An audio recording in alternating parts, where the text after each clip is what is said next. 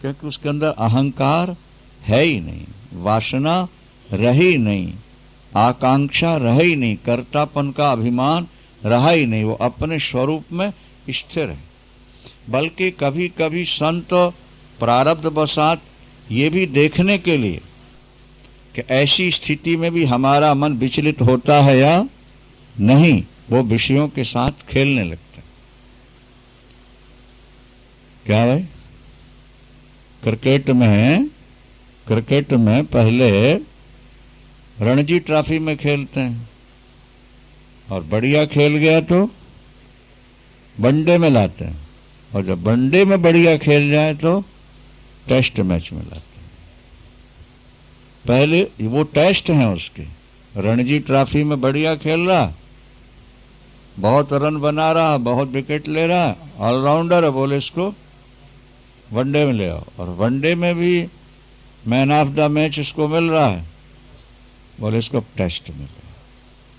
तो कभी कभी प्रारब्ध वशात ज्ञानियों के सामने जब भोग आते हैं तो वो खेलते हैं भोगों के साथ और ये देखते हैं कि हमारी मन स्थिति क्या है, हमारे मन में वासना नहीं, आसक्ति, अहंकार है या नहीं।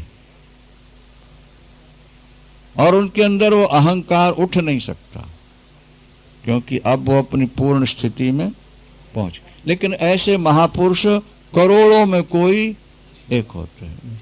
ये लल्लू पंजू नामधारी ऐसे नहीं होते, ये तो भोगों में फंसे और गए, भोगों में फंसे, और भोगों का बड़ा प्रभाव है।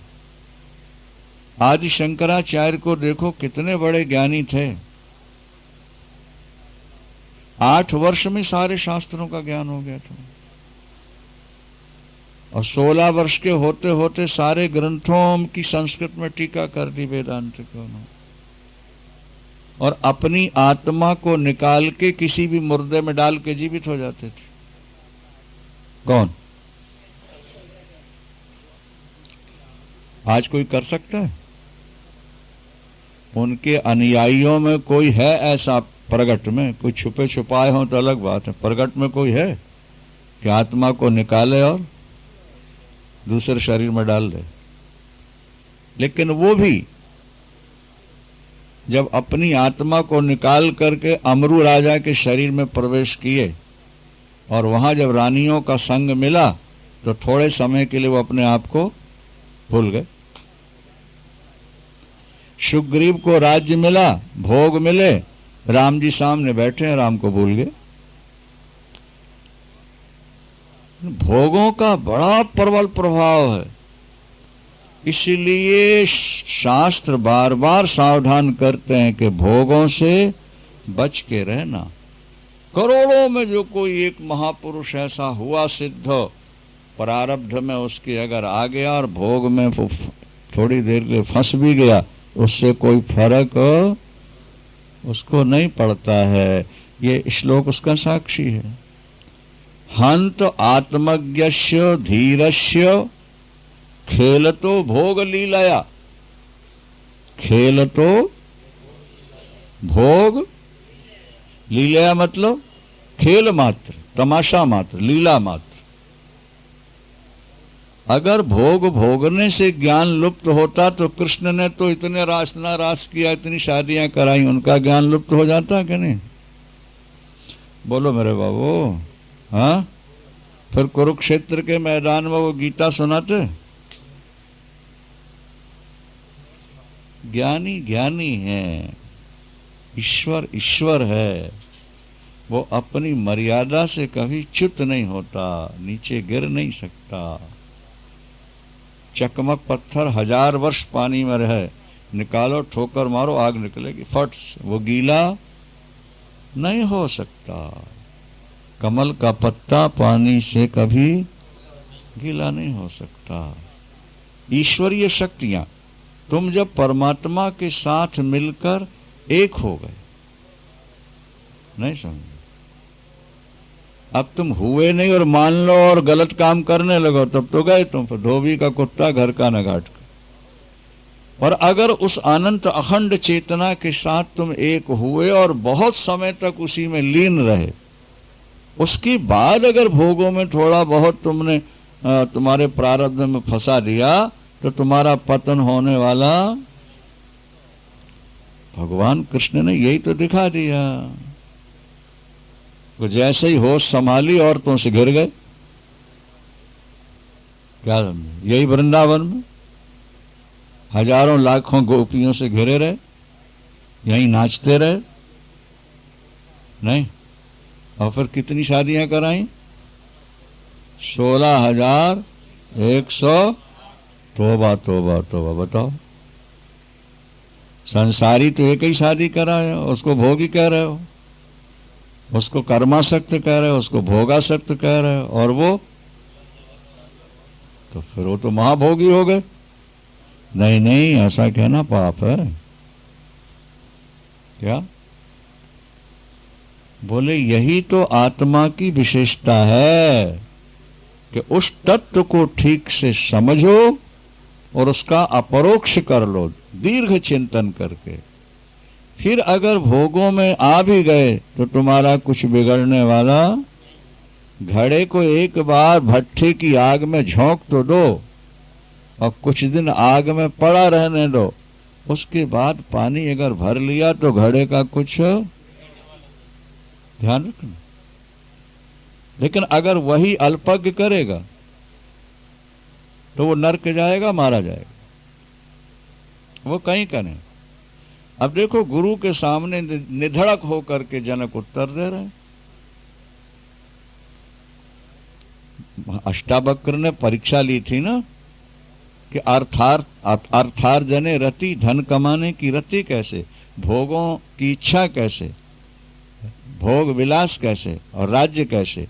तो निधड़क होकर उत्तर दे रहे हैं गुरुदेव, अज्ञानी और किस साथ ज्ञानी की तुलना, ज्ञानी के साथ अज्ञानी की तुलना। जो इच्छाओं का बोझा ढो रहा है, जो अज्ञान से जी रहा है, जिसका अहंकार अभी मरा नहीं, जिसे स्वरूप का बोध हुआ नहीं, उस अज्ञानी संसारी जीव के साथ ज्ञानी की तुलना नहीं गुरुदेव। ज्ञान तो वो चीज है कि ज्ञानी भोगों में खेलता रहेगा फिर भी निर्मल का निर्मल रहेगा। अगर हीरा नाली में गिर गया तो नाली की गंदगी हीरे के अंदर गई? बोलो मेरे बाबू, हाँ? 100 साल पड़ा रहा वो गंदी नाली में, लेकिन निकालो, हीरे के अंदर गंदगी प्रवेश कर गई? बिल्कुल नहीं। चमक उसकी गई? बिल्कुल नहीं। जरा धो के देखो।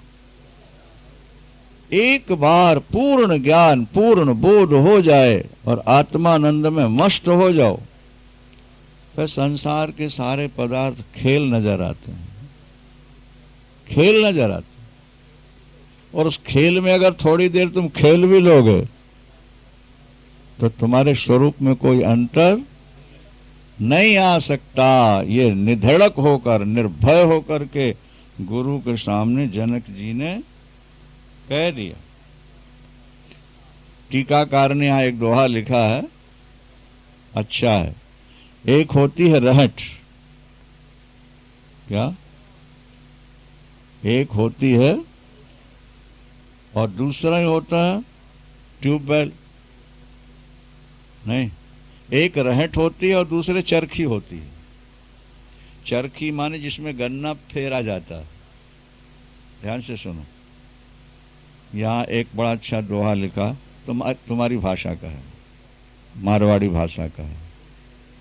राहट फेरे चरख्यो फेरे और पण पणवा में फेर, पण फरवा में फेर, ये तो बाल हर्यो करे और वो छूता को ढेर।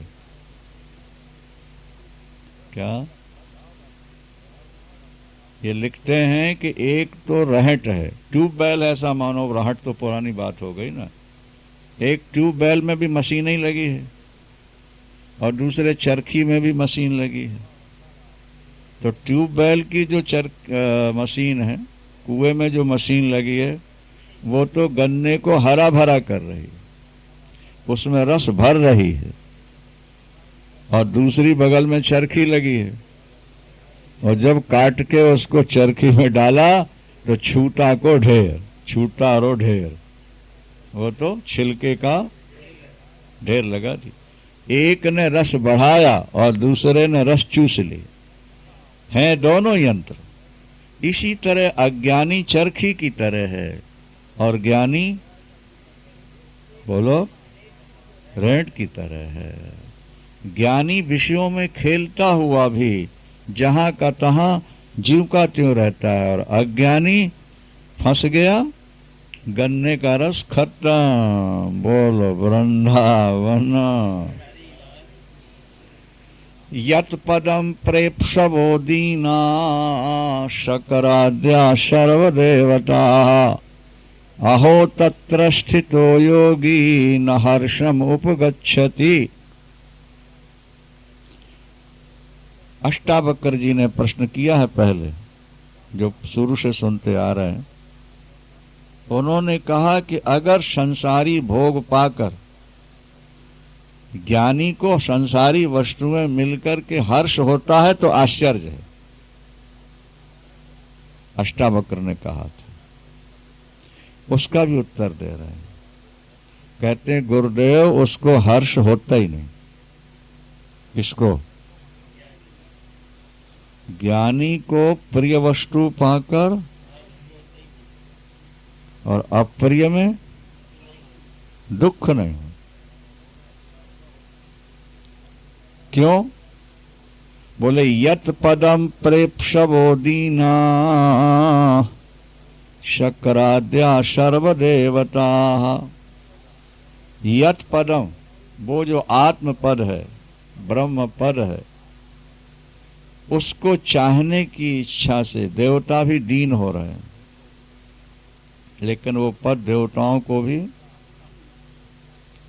और नहीं मिला, इसलिए देवता भी दीन है, दुखी है। ये बात 100% की है, आप समझ लो। दुनिया के सारे उपाय उधार सुख रखते हैं और आत्मज्ञान नगद सौदा, नगद फल देता है। एक रोगी गया डॉक्टर के पास, लो भाई ये दवाई खाओ तुम ठीक हो जाओगे। कोई लाभ नहीं हुआ 1 महीने तक। डॉक्टर साहब कोई लाभ तो नहीं हुआ। बोले अच्छा ये ले लो। दूसरी दे दी, उसमें भी महीने 2 महीने खाया कोई। अच्छा तीसरी लो। कई दवाइयां बदली। अंत में एक दवाई दे करके कहता है डॉक्टर खाते रहो। बोले डॉक्टर साहब लाभ तो हो नहीं रहा। बोले तुम खाते जाओ, शरीर छूटेगा, मुकम्मल लाभ हो जाएगा। बोलो वृंदा। मतलब रोग तुम्हारा मिटेगा जब तुम मर जाओगे। ये जो दूसरे लोग हैं ना, भगवान की बात करने वाले या कर्म से सुख देखने वाले, ये लोग कहते हैं कि अभी कर्म करते जाओ, अभी पूजा पाठ करते जाओ। बोले गुरुजी कुछ लाभ नहीं हुआ, मन शांत नहीं हुआ, अभी तक अशांति चल रही है। इतने दिन हो गया माला फेरते हुए, इतने दिन हो गया पूजा करते हुए। बोले बेटा करते जाओ, जब मरोगे तो ठाकुर जी विमान पर ले जाएंगे, फिर आनंद ही आनंद होगा। जीते जी तो नहीं, जब तुम मरोगे तो ये उधार सुख है, ये नगद सुख। किसी भी कर्म का फल तुम्हें नगद नहीं मिलेगा। यज्ञ याग आदि कर लो, मरो, देवता बनो, स्वर्ग जाओ, तब सुख मिलेगा। और भगवान के पुजारियों, राधे राधे श्याम मिला दे, राधे राधे जपो चले आएंगे बिहारी, गोपी वल्लभ राधे, रटते रहो, रटते। इतने वर्षों से वृंदावन आ रहे हैं, इतने वर्षों से यहाँ रह रहे हैं, भजन, अभी कुछ लाभ नहीं। अरे बोले बस बस शरीर छोड़ने दो कि रास मंडल में शामिल हो जाओगे, गोलोक धाम चले जाओगे, फिर बढ़िया आनंद मिलता होगा। मिलता है, लेकिन उधार है कि हाल है? हाँ, उधार है ना। लेकिन आत्मज्ञानी को मरने के बाद नहीं, तत्काल। हाँ, सगुण साकार भगवान को पाने के लिए तो जब वो मिले, लेकिन व्यापक निराकार को पाने के लिए तो कुछ करना ही नहीं है, केवल विचार है, स्वरूप में बैठना है जाकर। पर सरल तो नहीं है ये भी, किंतु अगर ऐसा हो जाए तो यही आनंद है। वही कह रहे हैं कि यत पदम प्रेप सबो, तो जिस पद की इच्छा करते हुए इंद्रादिक देवता भी दीन हो रहे हैं। देवताओं के पास भी पूरा सुख नहीं होता। अपने को ऐसा लगता है कि स्वर्ग जाएंगे ना तो बहुत सुख मिले, वहां भी राग द्वेष होता है। जो थोड़ा पुण्य करके गया उसका विमान नीचे होगा, और जो ज्यादा पुण्य करके गया उसका ऊपर होगा। नीचे वाले को थोड़ा कम सुख होगा, ऊपर वाले को, जैसे थर्ड सेकंड फर्स्ट क्लासें चलती हैं, तो नीचे वाला जब ऊपर वाले को देखता है तो ईर्ष्या करता है, कहीं मैं वहां होता। और ऊपर वाला देखता है तो उसको गर्व होता है, अहंकार होता है कि मैं उससे ऊपर हूं। तो हर्ष और शोक, राग और द्वेष, ये तो स्वर्ग में भी। अच्छा, फिर किसी तपस्वी ने तप किया, किसी राक्षस दैत्य ने तप किया, तो इंद्र महाराज घबराए। इंद्र का सिंहासन हिलने लगता है। क्या समझा?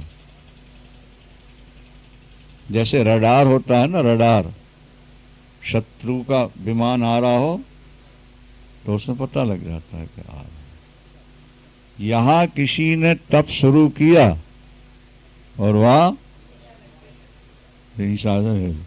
अब फिर उन्होंने भेजा अप्सराएं, कामदेव, रति और बसंत ऋतु, जाओ जाओ उसका तप नष्ट करो। नहीं हुआ तो कुछ और उपाय करके। अब फिर उन लोगों ने सिद्धियां पाई और लड़ाई लड़के इंद्र को अपदस्थ कर दिया। स्वयं बैठे, अब बेचारे हाथ जोड़े दौड़ रहे हैं, डोल भी रहे हैं, और देवता ब्रह्मा कभी विष्णु के यहाँ जा रहे हैं, कभी शंकर के यहाँ जा रहे हैं। हाँ, बचाओ बचाओ, हमारी कुर्सी दिला दो हमको, विरोधियों को मार दो, मरवा दो प्रभु, हम आपकी शरण में आए। तो बड़े बड़े देवता भी दीन हो रहे हैं उस पद को पाए बिना। उस पद को गुरुदेव आपकी कृपा से जिस शिष्य को वो पद मिल गया हो, क्या भाई,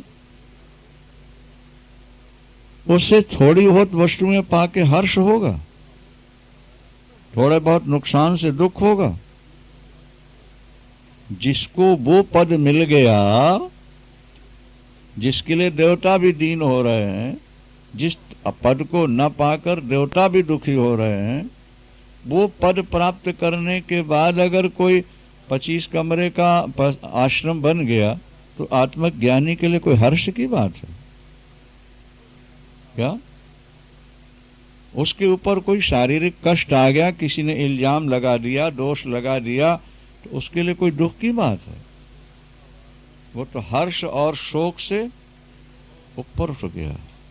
हर्ष शोकौ जहाति आत्मवित्, हर्ष शोकौ जहाति, जिसे आत्मा का बोध हो गया, क्या? जिसे आत्मा का, वह हर्ष और शोक दोनों से ऊपर उठ गया। हर्ष और शोक से, देखो भैया, बचपन में जब किसी की अपन किसी का चादर देखते थे ना, रेशमी ओढ़े हुए, और चमचम चमचम होता था, अपने को लगता था कभी अपने को ऐसा मिलेगा क्या? गरीबी भी थी और अज्ञान भी था, नहीं? ऐसी चादर ओढ़ने को कभी मिलेगी? ऐसा चमकदार कुर्ता कभी अपन पहन सकेंगे? किसी की साइकिल देखते थे, अपन पैदल चल रहे होते थे, तो लगता था क्या अपन भी कभी साइकिल में चल पाएंगे? कितने महत्व की थी साइकिल उस समय, और कितने महत्व के थे वो रेशमी कपड़े। और आज अलमारियां भरी हैं, क्या समझ, अब पहनने की इच्छा ही नहीं हो रही। और अब साइकिल तो क्या 10-10, 20-20 लाख की कारें लोग ला के खड़ी कर देते हैं। गुरुजी बैठिए, कोई शिष्य कह रहा आपके लिए हम लैट्रिन बाथरूम अटैच केबिन बनवा के बस आपको देना चाहे, खरीद भी लाए वो चैसिस, क्या बिल्डर्स के यहाँ डाल दिया बाल्टी बाल्टी। फिर भी हमने कहा भैया इसका ट्रक बनवा लो, नहीं अभी आश्रम हो जाए फिर आगे देखेंगे। आप विचार करना, कहाँ तो साइकिल के लिए तरस रहे थे, कहाँ एक सिल्क कपड़ा के लिए तरस रहे थे। आज देख लो खोल के तो फरे हुए हैं 500-500, 1000-1000 रुपए के कपड़ों, कीमती कपड़े पहनने की इच्छा नहीं हो। अब तो आप लोगों के सामने ये पहन लेते, नहीं तो हम तो गमछा पहन करके घूमे तो ज्यादा अच्छा लगता है। बोलो सच्चिदानंद। ये पहनते हैं आप लोगों के लिए, आपको तकलीफ ना हो, और नहीं तो लंगोटी के ऊपर गमछा लपटा हुआ हो और छोटी सी ये पड़ी हो गमछे। बहुत बढ़िया।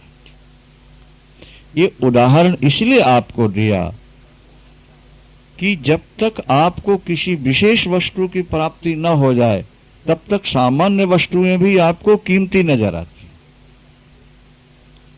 और जब विशेष मिल जाए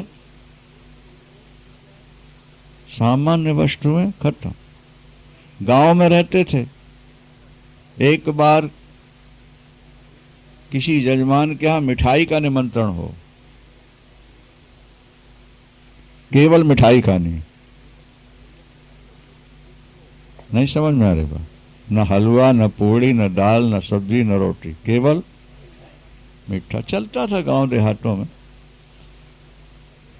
कोई यजमान थे, समाप्त हुए थे, उनकी तेरही थी या क्या था, और उनकी जाति सामान्य थी, तो वो रोटी वोटी सारे चक्कर ने, और उन्होंने कहा भाई इसके बाद पैसा था, आज मिठाई का निमंत्रण था, सुबह से भूखे रह गए।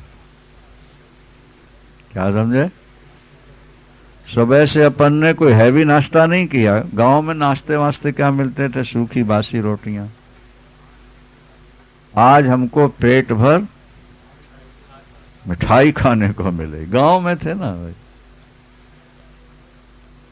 अच्छा, निमंत्रण था दोपहर का, और वो जो मिठाई लेने गया वहां मिठाई तैयार हो रही थी, लेट हो गई बाजार से। गांव में तो शहर से लाते थे ना लोग,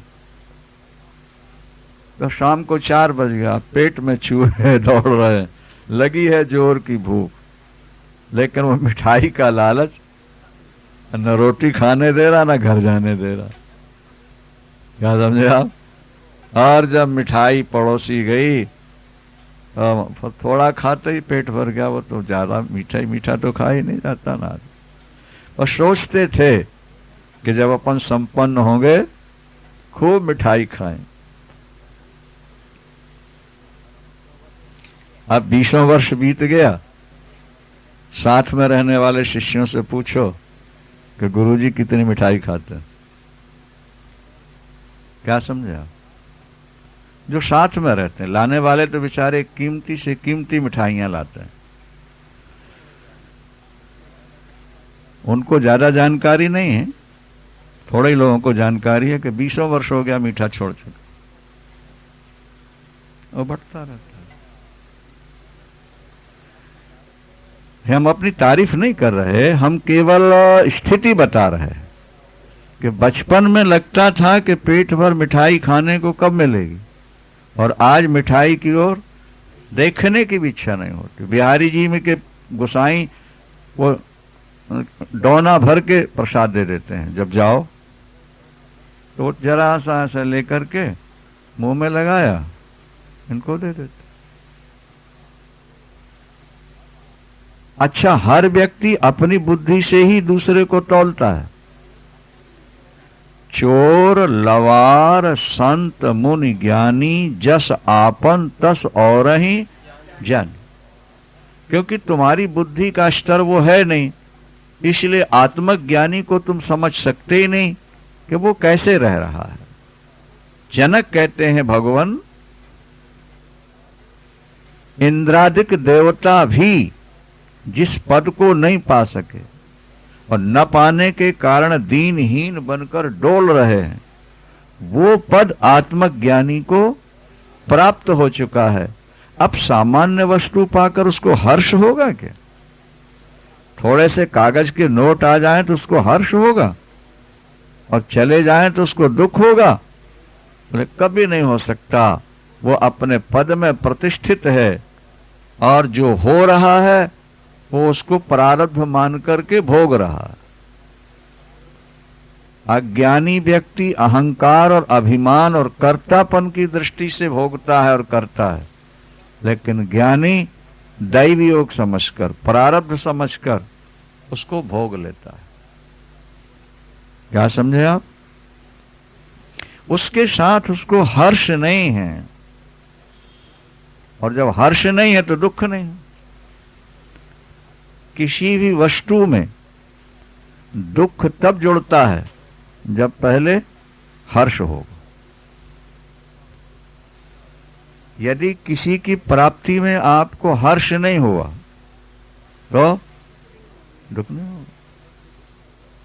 कई शिष्यों के यहां जाओ, 7 दिन कथा के बाद चलने लगो तो उनके मोटे मोटे आंसू गिरते हैं, क्योंकि उनको गुरु जी के आने का हर्ष ज्यादा हुआ था, इसीलिए अब भी योग में आंसू। और कुछ ऐसे भी चेले मिल जाते हैं, चेले क्या मतलब श्रोता, कथाएं तो कई जगह कि जाए तो उनके दिमाग में कोई खास खुशी नजर नहीं आती, और जब चलने लगे तो कोई दुख नहीं होता। जहां खुशी नहीं है वहां दुख नहीं है, जहां हर्ष नहीं है वहां शोक नहीं है। तो आत्मज्ञानी को किसी भी वस्तु की प्राप्ति में हर्ष नहीं होता, और जब हर्ष नहीं होता तो शोक भी नहीं होगा। शोक को मारना है तो हर्ष को मारना चाहिए। क्या? अगर अपमान से दुखी नहीं होना है तो मान की इच्छा को मार देना चाहिए। आपको दुखी नहीं होना है तो सुख पाने की इच्छा को मार दीजिए। हम लोग शोक मारना चाहते हैं, हर्ष को जिंदा रखना चाहते हैं। हम चाहते हैं कि हमारे जीवन में दुख कभी ना आए, हम सदा सुखी रहें। ये जो सुखी रहने की इच्छा है यही दुख पैदा कर रही है। हम जड़ें सुरक्षित रख रहे हैं। ये सफेदा पेड़ होते ना, सफेदा आपने देखा होगा, ये एक शाखा वाला होता है, और 3 साल या 5 साल बाद जब इसको काटते हैं तो फिर 10 शाखाएं निकलती हैं। उसी पेड़ से जब काटा, क्योंकि जड़ें तो सुरक्षित है ना, तो पेड़ काटा तो फिर वहां से 10 शाखाएं निकल पड़ती हैं।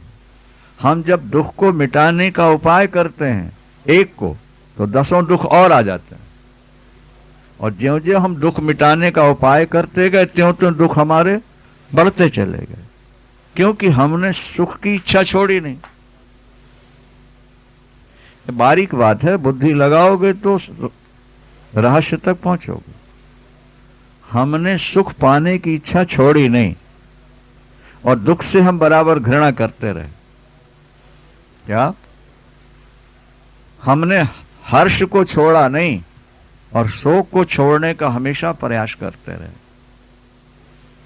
और हमने जितना प्रयास किया उसका रिएक्शन ही हुआ, हमको ज्यादा शोक मिला, हमको ज्यादा दुख मिले, क्योंकि हमने हर्ष को नहीं छोड़ा, क्योंकि हमारी सुख पाने की इच्छा खत्म नहीं हुई अभी तक। अगर तुम दुख पाना नहीं चाहते हो तो पहले तुम सुख को छोड़ दो।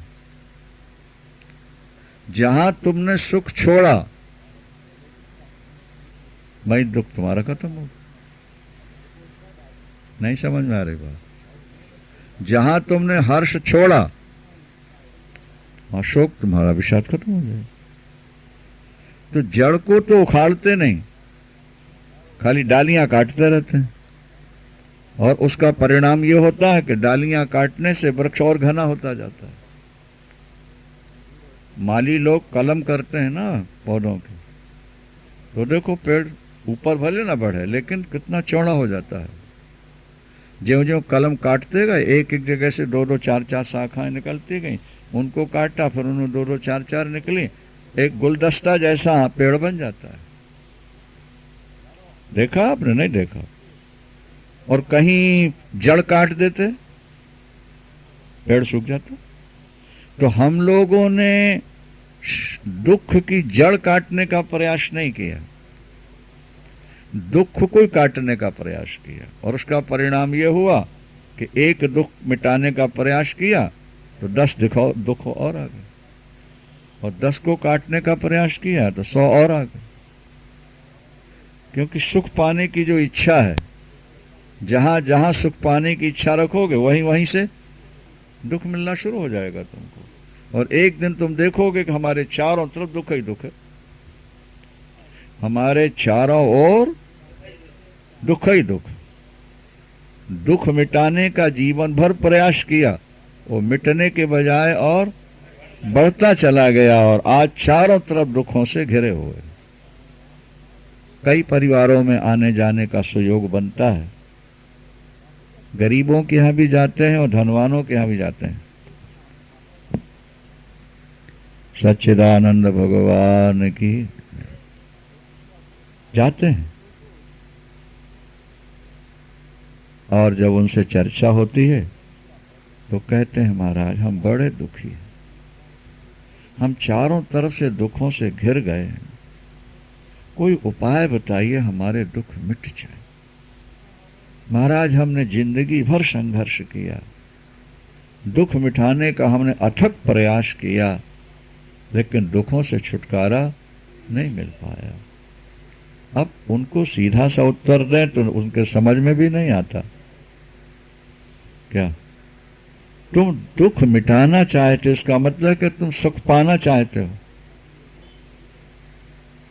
दुख मिटाना चाहते हो माने, और जो तुम सुख पाना चाहते हो वहीं से दुख पैदा हो रहा है। किक्कर का पेड़ आप आंगन में लगाना चाहते हो और कांटों से बचना चाहते हो, संभव है? कांटे कहां से निकलते हैं? किक्कर के पेड़ से। उसको तुमने आंगन में लगा लिया, अपने बेड़े में लगा लिया, और कहते हो महाराज कोई उपाय बताओ कि कांटे ना हो। अरे बाबा, उसके स्वभाव को कैसे बदलोगे तुम? किक्कर के साथ तो कांटे जुड़े हुए हैं। इसी तरह से हम चाहते हैं कि हम सदा सुखी रहें। ये जो सुख पाने की चाह है, इसके अंदर ही दुख रूपी कांटे छुपे हुए हैं, और वो व्यक्ति जिंदगी में कभी सुखी हो ही नहीं सकता जो सुख चाहता है। बड़े बड़े व्यापारियों को, बड़े बड़े ठेकेदारों को, बड़े बड़े सेठों को हमने देखा और सुना, और जिनकी आज सैकड़ों फैक्ट्रियां हैं, क्या हजारों कल कारखाने हैं, अरबों रुपया जिनके पास है। एक पंडित जी ने बिरला जी से पूछा कि बिरला साहब आपकी फैक्ट्री आपका रुपया कितना है? आपके पास रुपया कितना है? तो वो मुस्कुराए। उन्होंने कहा पंडित जी मेरी फैक्ट्रियां कितनी हैं मैं ये नहीं जानता, तो रुपया कितना है कैसे बता दूंगा? आप मुझसे पूछो कि आपकी फैक्ट्रियां कितनी हैं तो मुझे मैनेजर से पूछना पड़ेगा। तो मैं रुपया गिन के कैसे बता दूं आपको कि मेरे पास कितना पैसा है? लेकिन अंत में एक बात उन्होंने कह दी कि मेरे 87 वर्ष के अनुभव का निचोड़ ये है कि भगवान का भजन ही सार है, बाकी सब बेकार है। भगवत भजन ही सार है, बाकी सब बेकार है। उन्हीं का कहा हुआ सब। ये संसार पेड़ सेमर का, सुग्गा देख भुलायो, और मारी चोंच रुई उड़ गई, हाथ कछू नहीं खाली हाथ। ये बिरला जी के शब्द हैं, अभी भी पुस्तकों में लिखे हुए हैं। किसी पुस्तक के उद्घाटन में उन्होंने जो भाषण दिया था तो वो छाप दिया, उसमें लिखा हुआ। हम दूसरों से शिक्षा नहीं ले पाते, दूसरों से हम प्रेरणा नहीं ले पाते, हम वही करते हैं जो हमारी बुद्धि में आ रहा है। तुम संसार की ओर दौड़ रहे हो सुख पाने के लिए, तुम्हें अखंड सुख कभी मिल ही नहीं सकता। और तुम्हारे मन में सुख पाने की इच्छा रही नहीं। आत्मानंद में मस्त, आत्मा का सुख ही सुख है। नेचुरल सुख चाहिए हमको, कृत्रिम नहीं, आर्टिफिशियल नहीं चाहिए हमको। जो किसी क्रिया से सुख मिलेगा वो नाशवान। क्या? जो सुख किसी क्रिया से मिलेगा, किसी कर्म से मिलेगा, वो नाशवान होगा। और उस सुख के साथ दुख भी जुड़ा होगा। क्या भाई? उसके साथ। इसलिए यहां जनक जी घोषणा पूर्वक कहते हैं, गुरुदेव थोड़े से पैसे घर में आ गए या थोड़े से भोग घर में आ जाए तो ज्ञानी महापुरुष उसमें लिप्त हो जाएगा, फंस जाएगा। बोले इंद्रादिक देवता भी जिसको न पाकर दीन होकर डोल रहे हैं, वो पद जिस महापुरुष को मिल गया, थोड़े से भोग उसको विचलित कर सकते हैं, उसके अंदर हर्ष पैदा कर सकते हैं। अरे भाई मान लिया जाए मुझे पारस मिल जाए, ऐसा मान लो, और कोई शिष्य आके 100 का नोट चढ़ा जाए पारस मिलने के बाद, मुझे उसका हर्ष होगा? और जब गरीब थे कोई 5-10 रुपया देता था तो उसको 10 बार धन्यवाद देते थे और चर्चा करते थे, आज अमुक भगत ने हमको 10 रुपए दिए। और पारस मिल गई, अब 100 रुपए का क्या महत्व है? वो मन में क्या हर्ष पैदा करेगा? और 100-200 को नोट गुम गए तो शोक क्या होगा? वो अखंड पद पा लिया, वो अनंत आनंद का समुद्र हमने पा लिया। अब संसार की थोड़ी चीजें आ गई तो बना क्या, और चली गई तो? महाराज जनक कहते हैं, गुरुदेव उस आत्मज्ञानी के अंदर कभी हर्ष नहीं हो सकता, संकेत है कि शोक भी नहीं हो सकता है। तज्ञस्य पुण्य पापाभ्याम स्पर्शो ह्यंतर न जायते, नयाकाशस्य धूमेन दृश्यमानापि संगति। बहुत अच्छा श्लोक, ध्यान से सुन रहे हो ना? सच्चिदानंद भगवान की। तज्ञस्य, जिसको आत्मपद का बोध हो चुका है। क्या? जिसको, जो आद पद में प्रतिष्ठित हो गया है। पुण्य पापाभ्याम स्पर्शो न जायते, उसके अंदर पुण्य और पाप का स्पर्श भी नहीं होता। पुण्य और पाप का स्पर्श भी नहीं। आत्मज्ञानी पाप कर रहा है, उसकी निंदा मत करना, नहीं तो तुम्हारा बिगाड़ होगा, उसका कुछ नहीं बिगड़ेगा। क्या? क्योंकि उसके अंदर पाप और पुण्य प्रवेश करते ही नहीं। वो अपनी नित्य महिमा में, नित्य स्वरूप में, नित्यानंद में, अखंडानंद में डूबा। इसलिए गुरु नानक देव जी महाराज ने कहा कि ब्रह्म ज्ञानी के मन सदा आनंद, ब्रह्म ज्ञानी के मन सदा आनंद, और ब्रह्म ज्ञानी के घर परमानंद। ब्रह्म ज्ञानी के घर, और ब्रह्म ज्ञानी आप परमेश्वर।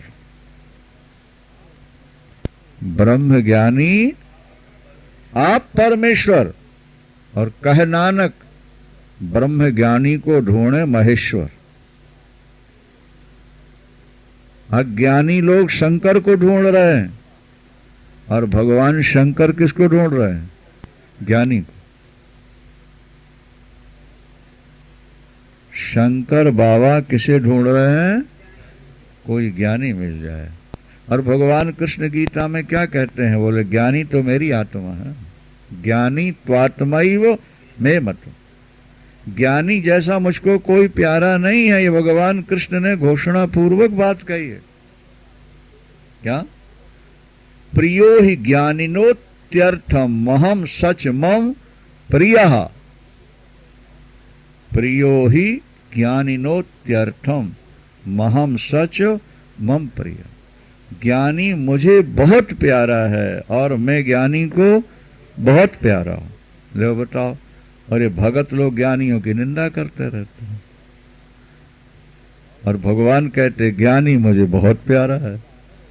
अरे ज्यादा क्या कहूं अर्जुन, ज्ञानी तो मेरी आत्मा है। ज्ञानी त्वात्मैव मे मतम। कहीं ज्ञानी की निंदा का कोई शब्द दिखा तो दो किसी ग्रंथ में।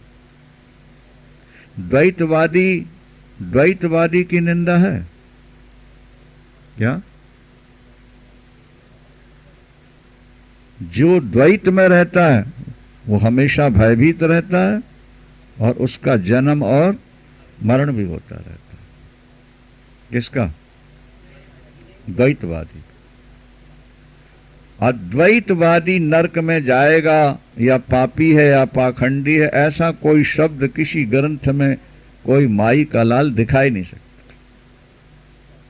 हाँ, परोक्ष ज्ञान तक तो गलत है, लेकिन जिसको अपरोक्ष हो गया।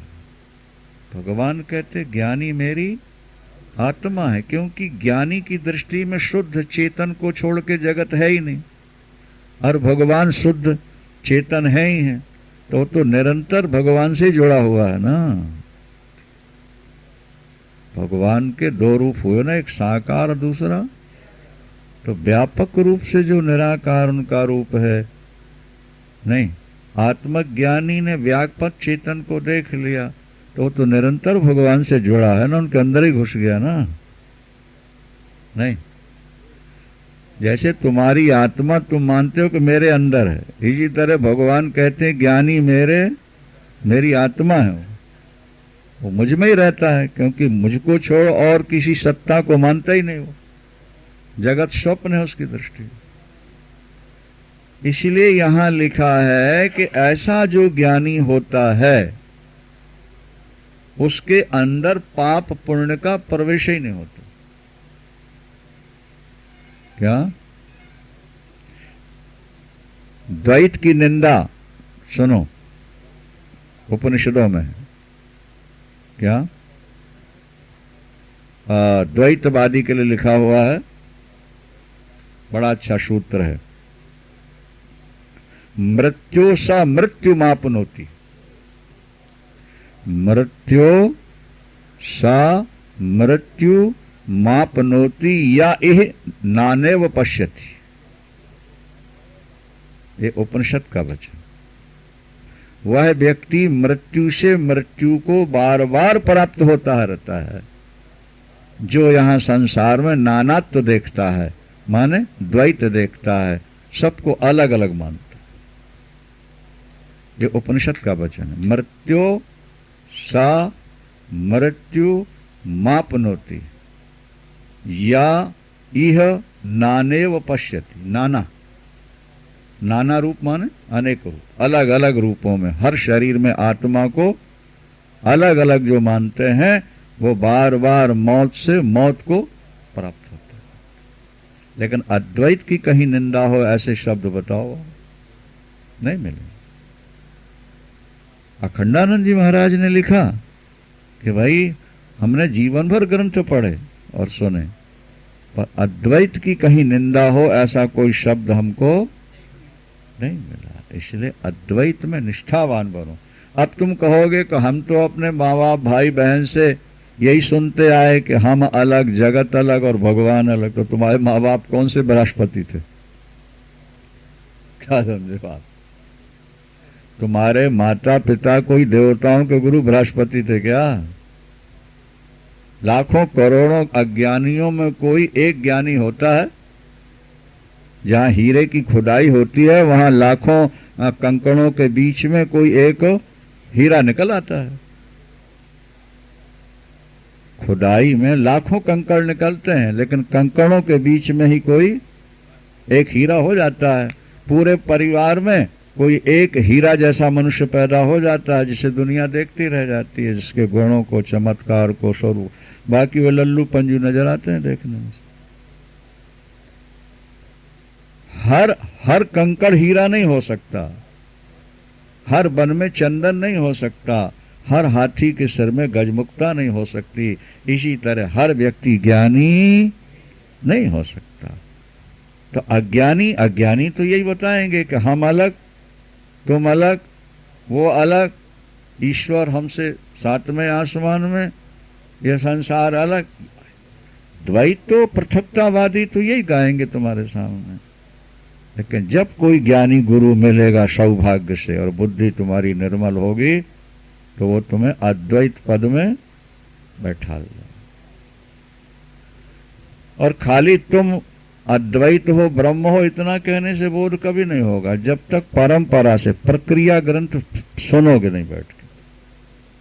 इसलिए बड़े बड़े साधु सन्यासी पुस्तक लेकर काशी हरिद्वार में देखो कमरे बंद किए पढ़ते रहते हैं, सुनते रहते हैं, चर्चाएं चलती रहती। कई संत तो आपको ऐसे मिलेंगे जिन्होंने प्लेट लगा रखी है, आत्म चर्चा को छोड़कर यहां दूसरी चर्चा न करें। हमारे पास आए हैं आप तो केवल आत्म चर्चा ही करें। हम आपके बेटे बेटियों के, पोते पोतियों के दुख सुनने के लिए हरिद्वार गंगा किनारे नहीं बैठे हैं। हम तुम्हें परम पद में बैठालने के लिए यहां बैठे हैं। अगर तुम परम पद के जिज्ञासु हो तो हमारे पास आओ और प्रक्रिया ग्रंथ पढ़ो, सुनो, तुम ब्रह्म पद में बैठ जाओ।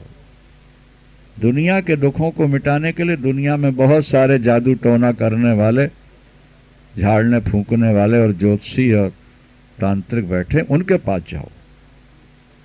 ऐसे भी संत। और हम अपने हृदय की बात कह रहे हैं, हमको भी ऐसी लगता रहता। यह हम हृदय की बात कह रहे हैं। जैसे तुम गृहस्थ घर छोड़ना चाहते हो, नहीं छोड़ पा रहे, इसी तरह हम भी ये झंझटें चेलों की छोड़ना चाहते हैं पर छोड़ नहीं पा रहे। बाकी अंदर की आवाज यही कहती है कि भगवान की कथा सुना दें, पूजा कर दें और कमरे में आने वाले हमसे केवल भगवान और आत्मा की ही चर्चा करें, दूसरी चर्चा न करें तो बहुत अच्छा। ये हम अंदर की बात आपसे कह रहे हैं। अभी हमारा प्रारब्ध है कि हमें सबसे मिलना है और सबकी बातें सुननी है और जवाब देना है। एक आत्मा की बात करो, एक परम पद में बैठ जाओ। गुरु तुम्हें वहां बैठाल देगा जहां तुम्हारी 1000 पीढ़ियां नहीं बैठाल सकी, न जा सकी। गुरु का ज्ञान प्राप्त करो। कितना बढ़िया श्लोक है। तज ज्ञस्यो पुण्य पापाभ्याम स्पर्शो ह्यंतर न जायते। आत्मज्ञानी के अंदर पुण्य और पाप का स्पर्श भी नहीं होता। अंदर पुण्य पाप जा ही नहीं सकते। अरे भाई, बोतल खाली है और आपने उसमें पानी डाला तो क्या होगा? अंदर चला जाएगा। और पारा भर दिया आपने उसमें बॉटल में, और अब डाला पानी, क्या होगा? बोलो, जानकारी है? बॉटल में पारा भरा हो और पानी डालो, बूंद नहीं जाएगा अंदर, बाहर चला जाएगा। तो जिसके अंदर आत्मज्ञान रूपी पारा भरा हुआ है, लबालब ठसा ठस, उसके अंदर ये संसार के पाप पुण्य रूपी पानी अंदर प्रवेश कर पाएंगे? उसके अंदर इसका कभी प्रवेश नहीं होगा। उदाहरण दे रहे हैं, नह्याकाशस्य धूमेन दृश्यमानापि संगति। इतना धुआं पेट्रोल का, डीजल का, कल कारखानों का, नहीं, कितना धुआं उठता है। महाराज, एक दिन हम प्लेन में जा रहे थे तो खिड़की से झांक के देखा, जैसे दिल्ली से प्लेन ऊपर उठा ना, देखा चारों तरफ धुएं की बाउंड्री थी, धुआं धुआं धुआं। और अनादिकाल से लेके आज तक धुआं ही धुआं है।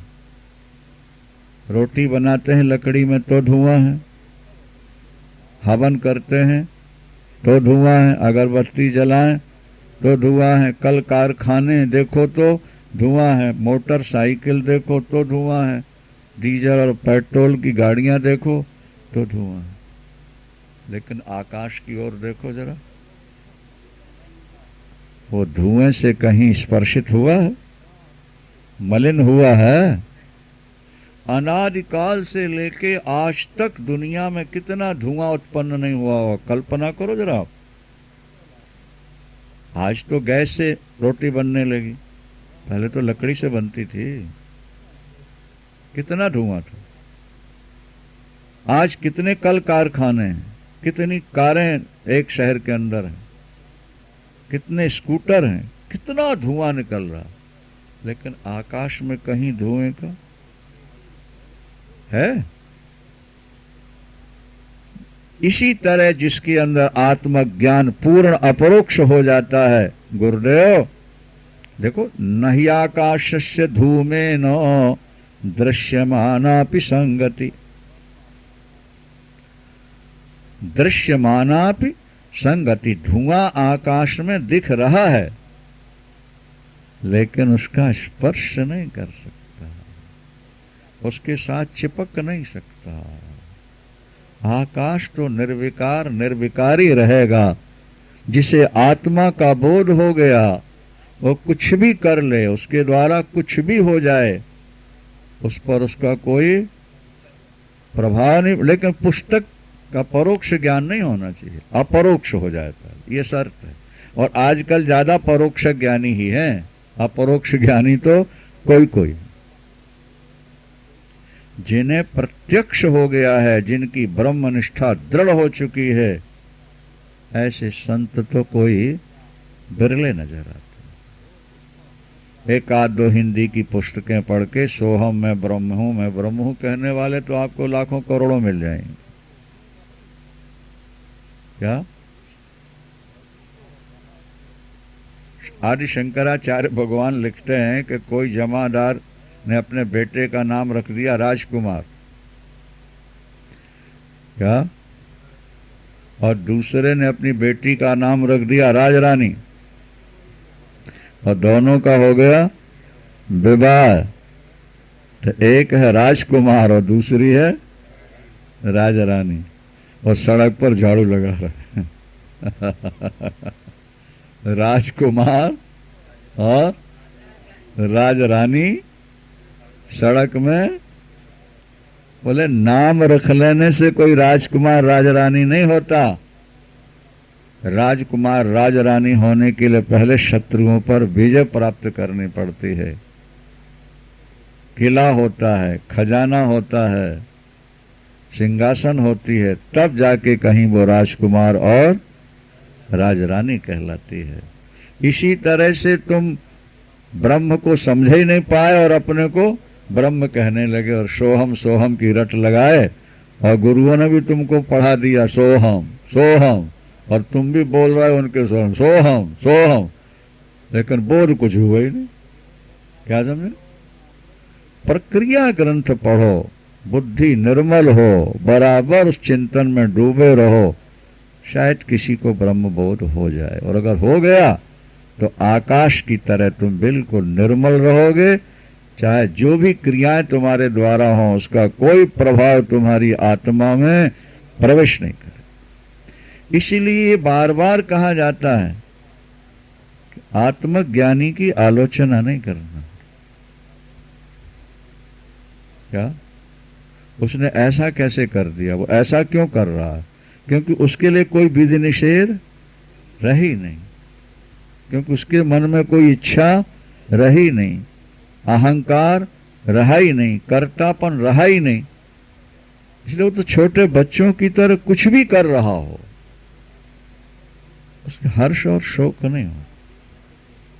भाई मान लिया जाए आपकी जवान बेटी है और पड़ोसी का छोटा बच्चा है, 2 साल का 3 साल का, और दौड़ता आया तुम्हारी बेटी के गले लिपट गया, तुम्हें दुख हुआ? बोलो, वो बच्चे को मारोगे? मारोगे, गाली दोगे? क्यों? बच्चा है ना।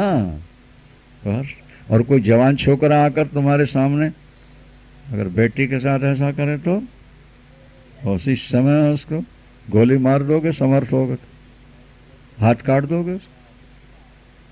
जब विकार है तो दोष है, और जब विकार नहीं है दोष नहीं है। तो आत्मज्ञान होगा ही उसको जिसमें विकार नहीं रहेंगे, ये शर्त है। आत्मज्ञान उसी को होगा जिसमें विकार नहीं रहेंगे। हाँ, लेश मात्र रहे प्रारब्ध के, और पूर्ण ज्ञान में मस्त होने के बाद अगर कभी खेल खेल में प्रारब्ध वशात कुछ हो गया, उसका प्रभाव फिर आत्मा पर नहीं पड़ सकता। लेकिन अच्छाई के साथ बुराई भी फलती है, समझ लो। सत्य के सहारे झूठ भी पल रहा है। दुकानदार जब सामान बेचता है तो बोल रहा है झूठ, लेकिन कहता क्या है? मैं सत्य बोल रहा हूं, ईमान से कह रहा हूं, मैंने ये माल इतने में ही खरीदा, इतने में बेच रहा हूं। एक सज्जन हमारे पास आए, बड़ी दंडवत करी, बड़ी सेवा करी, महाराज हम अपनी जमीन बेचना चाहते हैं, प्लॉट है बहुत बढ़िया, देख लो। ले गया, बोले मेरा इतने का खरीदा है और इतने में आपको दे दूंगा, क्योंकि आप तो अपने ही हो, आपसे क्या ज्यादा लेना। जब गैर से पूछा गया तो पता लगा कि वो 500 रुपया गज ज्यादा बता रहा है। उसने 500 रुपया गज कम में खरीदा है, और आपको, और क्या कह रहा है? मैं बिल्कुल ईमानदारी से कह रहा हूं महाराज, मैंने इतने में ही खरीदा। अगर सत्य ना हो तो असत्य की जड़ें उखड़ जाए। नहीं समझे बात को? दुनिया में असत्य इसलिए फल फूल रहा है क्योंकि सत्य अभी जिंदा है। जिस दिन सत्य नहीं रहेगा उस दिन असत्य रह ही नहीं सकता, क्योंकि असत्य हमेशा फलता फूलता है सत्य के सहारे। मैं सच बोल रहा हूं, मैं ठीक कह रहा हूं।